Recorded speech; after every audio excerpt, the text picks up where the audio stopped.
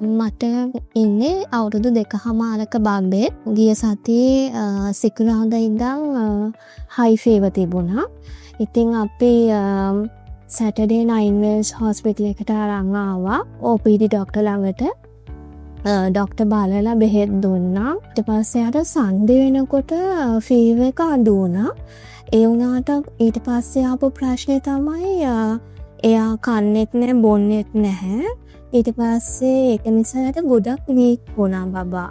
ඇවිදිනකොට උනත් ලීක් වැඩි වැටෙන වගේ යනවා.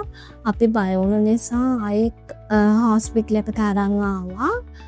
OPD doctor ළඟටම.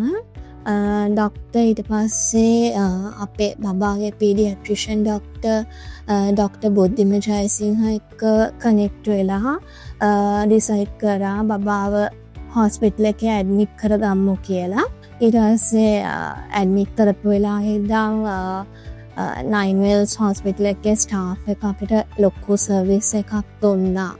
ඒ කියන්නේ අපි ගොඩක් බය වෙලා ආවේ. හැබැයි අර ඒගොල්ලොන්ගේ ට්‍රීට්මන්ට්ස් කරපු විදිහට ඒ බය අපිට ගියා. ඒගොල්ලෝ හැමතිස්සෙම අත බබාගේ ඩොක්ටර් එක්ක කනෙක්ට් වෙලා ඩොක්ටර් දීපු ට්‍රීට්මන්ට් ප්ලෑන් එකට අනුව තමයි ඔක්කොම ට්‍රීට්මන්ට්ස් කරගෙන ගියේ. 24 hours යනකොට අපිට බබාගේ ලොකු රිකවරි එකක් දැක්කා.